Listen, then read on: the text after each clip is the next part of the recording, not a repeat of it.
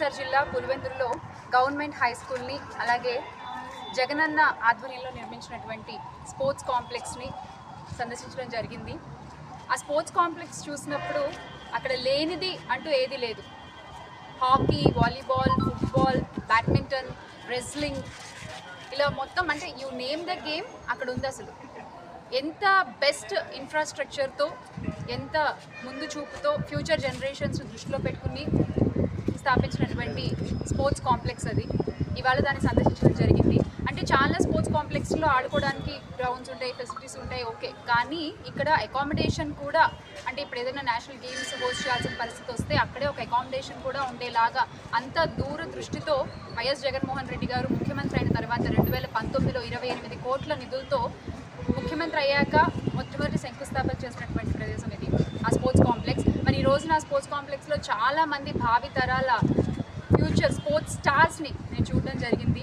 చిన్న చిన్న పిల్లలు 2వ క్లాసు 1వ తరగతి అక్కడి నుంచి కూడా మొత్తం 10th ఇంటర్ చదివే పిల్లలు కూడా వాళ్ళకి ఇష్టమైన గేమ్స్ చూస్ చేసుకుని ఆడుతూ, అంటే కోచ్లు కూడా ఆ పిల్లల్ని వాళ్ళు ఎంచుకున్న స్పోర్ట్స్లో ఎక్సెల్ చేసే విధంగా ట్రైన్ చేస్తూ జూనియర్ ఇండియా క్యాంప్స్ని కూడా హోస్ట్ చేసినటువంటి ఘనత ఈ స్పోర్ట్స్ కాంప్లెక్స్కి దక్కింది. మరి ఇదంతా జగన్మోహన్ రెడ్డి గారు ముఖ్యమంత్రిగా ఉన్నప్పుడు జరిగినటువంటి అభివృద్ధి పులివెందుల్లో.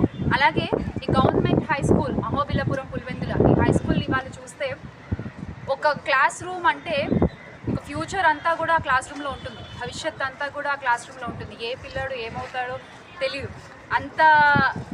అంత గొప్ప ప్లేస్ని ఎంత అద్భుతంగా తీర్చిదిద్దారంటే, నాకు జగనన్న ప్రవేశపెట్టిన చాలా పథకాల్లో చాలా ఇష్టమైన పథకం నాడు నేడు. నేను చాలా చోట్ల చెప్పాను ఇదివరకు కూడా. అంటే నేను ఒక గవర్నమెంట్ హై స్కూల్లో చదువుకున్నాను కాకినాడలో. నాకు తెలుసు గవర్నమెంట్ హై స్కూల్లో పరిస్థితులు ఎలా ఉంటాయనేది. ఆడపిల్లలు గవర్నమెంట్ హై స్కూల్లో చదువుకోవాలంటే వాష్రూమ్స్ దగ్గర నుంచి కూడా ఎంత ఇబ్బందులు పడతామో నాకు తెలుసు, నేను అనుభవించాను. కానీ ఈ రోజున ఈ స్కూల్ చూస్తే జగనన్న ఆధ్వర్యంలో అప్పట్లో ఎంత బాగా దీన్ని డెవలప్ చేశారు అనేది వాళ్ళని కళ్ళారా చూశాను. ప్రతి ఫ్లోర్కి గర్ల్స్కి బాయ్స్కి కూడా సపరేట్ వాష్రూమ్స్ ఉన్నాయి. మొత్తం 48 క్లాస్ రూమ్స్ ఉన్నాయి. మొత్తం 2.5 కోట్ల వ్యయంతో తీసుకున్నటువంటి డెవలప్మెంట్ అంతా కూడా, అంటే మొత్తం 1.34 వంతు గ్రౌండ్కి వదిలేశారు.